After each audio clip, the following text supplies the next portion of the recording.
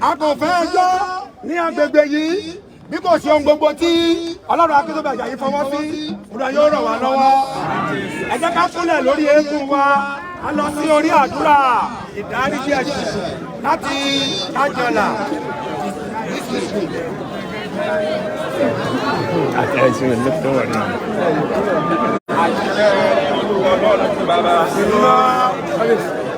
Àṣẹ ní orúkọ Ọlọ́run ti ọmọ. Àṣẹ ní orúkọ ti ẹ̀mí mímọ́. Orúkọ Jésù Kristi Olúwa wa. Danso lájìkó bára fíkà. Danso lájìkó bára fíkà. Danso lájìkó bára fíkà. Jẹ́ nígbà tí tọkùnrin tóbìnrin tọmọdé tàgbà wa táwọn máa kà nínú ìwé sáà.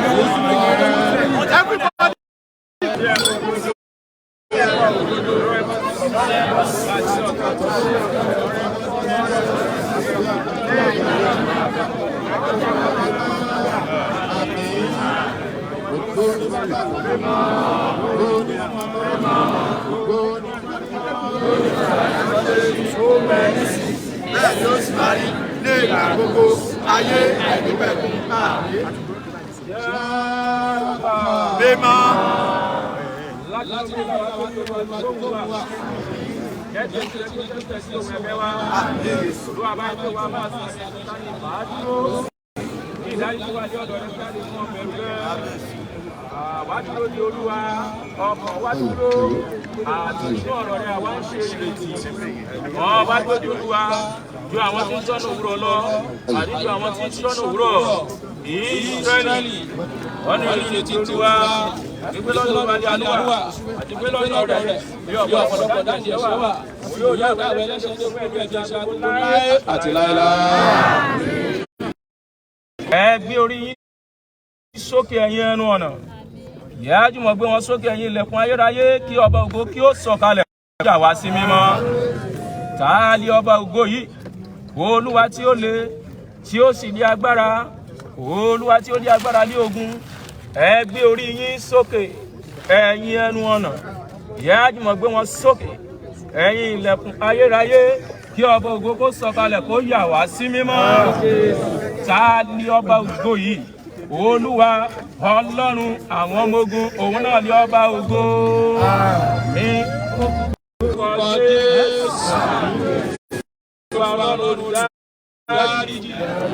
Ọba olùdáríjì, gbogbo ẹ̀ṣẹ̀ bàbá wa, ẹ̀ṣẹ̀ ìkọ̀kọ̀, ẹ̀ṣẹ̀ olórí tí ọmọ ẹ̀yìn, ẹ̀ṣẹ̀ ọkùnrin, ẹ̀ṣẹ̀ obìnrin, tí onílé àti tí àlejò, Ọlọ́run wa dáríjì wá. Gbogbo ẹ̀ṣẹ̀ tó lè mú Sátánì lájọ́ ọ̀run tó ṣe nítorí ikú oró Jésù lórí àgbélébùú, àti Ọlọ́run Ábúráhámù, Ísákì, Jákọ́bù, tí í ṣe Ọlọ́run bàbá ńlá wa láti kéde.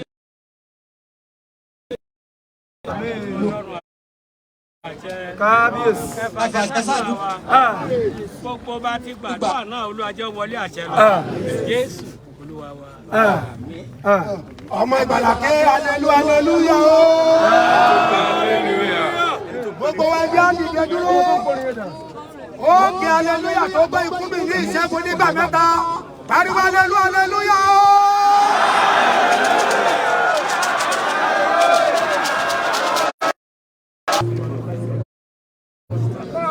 Ọlọ́run gbogbo aráyé ìwọ tó pé kí ìmọ́lẹ̀ kó wà. Pé kí ìmọ́lẹ̀ kó ìwọ tó pé ó sì rí bẹ́ẹ̀ nípa àṣẹ rẹ. Ó sì rí bẹ́ẹ̀ nípa àṣẹ rẹ. Wọ́n tèmi Olúwa.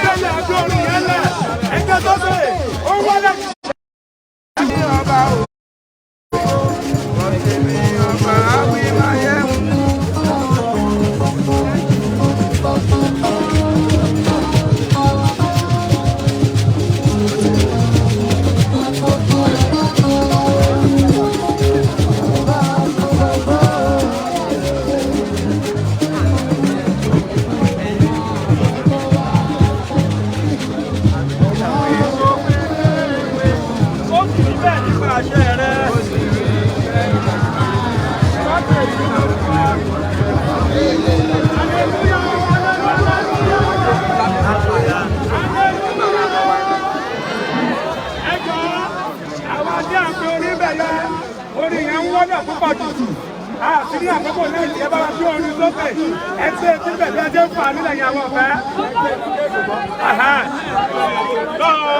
Gbogbo ara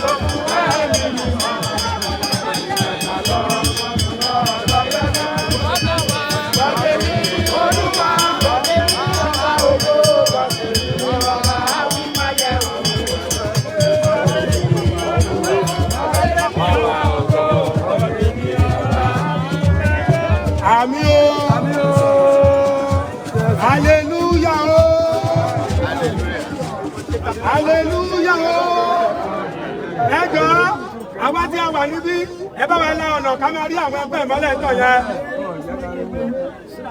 Ẹjọ́ ẹ bá wa gbogbo ẹ̀yin tá a wà níwájú wọn yìí lẹ́yìn bàbá àdúrà ẹ̀yin tá a wà lẹ́yìn wọn ẹ fi ọ̀nà sílẹ̀ ká máa rí àwọn ẹgbẹ́ ìmọ́lẹ̀ ń tọ̀. Ká máa rí àwọn onílù wa ẹjọ́ ẹ̀yin tá a wà níbí ìdẹ́ ìlú ọdún sí ẹ kúrò níbẹ̀ ẹ la ọ̀nà kúrò níbẹ̀. Kí a máa rí àwọn ẹgbẹ́ ìmọ́lẹ̀ ń tọ̀ yẹn. Ká máa rí àwọn ẹgbẹ́ ìmọ́lẹ̀ ń tọ̀ àti àwọn onílù. Àwọn tẹ̀sán ẹ̀jẹ̀ ká jókòó fún ẹ̀kọ́ kíkà kan ṣoṣo láti Ṣakí district. Àwọn ni yóò ṣe lóka ẹ̀kọ́ kíkà kan ṣoṣo yẹn fún wa. Lúùkù orí 23 bẹ̀rẹ̀ láti ẹsẹ̀ 22 títí dé ẹsẹ̀ 23. Ẹjọ́ bá tún sẹ́yìn díẹ̀, àwọn bá lóru mú àwọn ẹjọ́. Ọlọ́run ìgbà jáde láti ìrètí kẹtàlélógún. Àwọn àìsàn méjì níbẹ̀ ti ẹsẹ̀ ìkẹtàlélógójì àti ẹsẹ̀ ìkẹtàlélógójì. Lẹ́ẹ̀kan tí ẹ̀kọ́ kan tuntun fún ìsìn ìdáríjì òun láoríkà jáde láti ìwé ìrere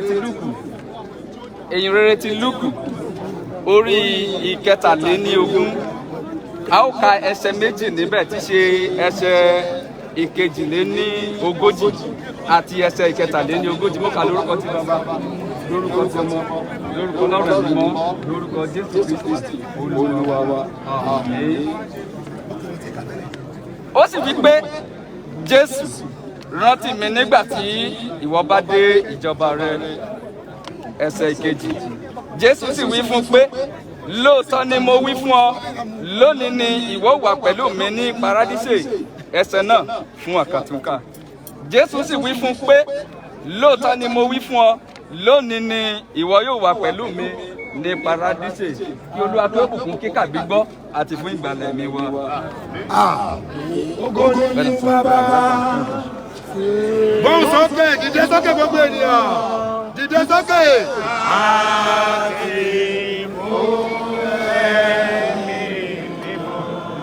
Sọ̀rọ̀ sókè.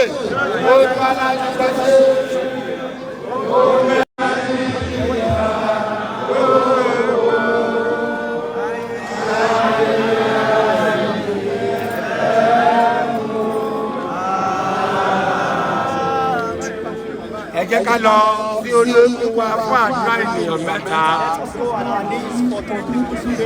Àdúrà ọpẹ́ láti Tèmídire Lagos chapter. Tèmídire àdúrà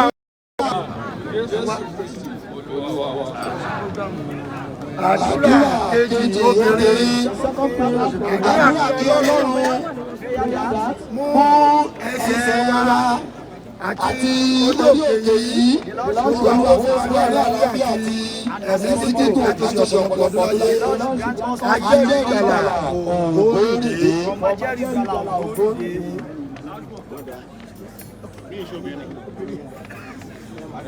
Obìnrin kan wà gan. Ajẹ́rìí ìgbàlà ògbóǹde. Obìnrin kan wà gan. yóò bá sí.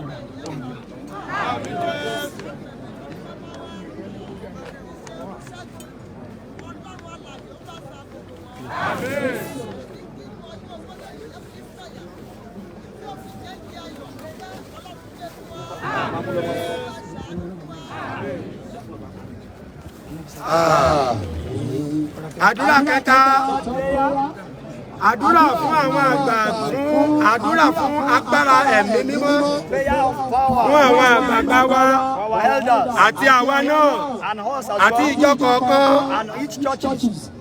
Yóò wáyé láti Èkìtì chapter. Èkìtì chapter. Àwa Èkìtì láti ìlú Èkìtì, ọkùnrin àgbà ọkùnrin láti Èkìtì chapter. Someone elder from Ekiti chapter. Tí ò bá sí. Olúwa gbàdúrà fún wa. Àmín. Olúwa gbàdúrà fún wa. Ọlọ́run bá wa dá wa lóhùn ayọ̀. A gbàdúrà fún bàbá wa pátápátá. Olúwa gbàdúrà fún wọn. Àwọn tó ti lọ wẹ́ tí wọ́n kọ́ ló wá jẹ́ kó dára. Ẹ̀yin tí wọ́n fi sílẹ̀ má jẹ́ ọ́ bàjẹ́. Ìdílé wọn jẹ́ ìdílé abọ̀dìsá. Àwọn bàbá wa tí wọ́n ní àkókò Olúwa gbàdúrà fún wọn. Lórúkọ Jésù fún ọjọ́ gbogbo. Ọjọ́ wọn jẹ́ kọjá lẹ́. Ìdààmú wàhálà má jẹ́ wọ́n nílé wọn. Ọ̀pọ̀ wọn má jẹ́ wọ́n ó ti bẹ̀jẹ̀. Olúwa súre fún wọn. Gbogbo àwọn ọmọ ìpátá Olúwa gbàdúrà fún wa. Lápapọ̀ Nàìjíríà má jẹ́ ọjà ìlú. Ògo wa jẹ́ kó bú jáde. Lámọ̀dúnká wa dúpẹ́. Jésù Kristi ọba ayọ̀ wa. Àdúrà sí Olúwa gbogbo ènìyàn lárúkọ. Àdúrà sí Ọlọ́run.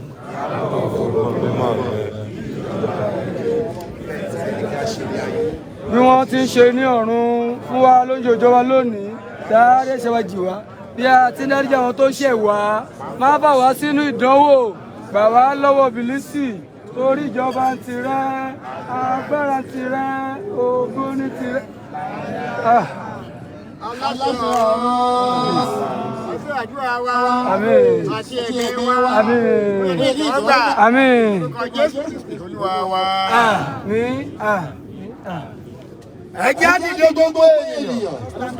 pariwo aleluya kan. òsánà kan. iye kan ó yá.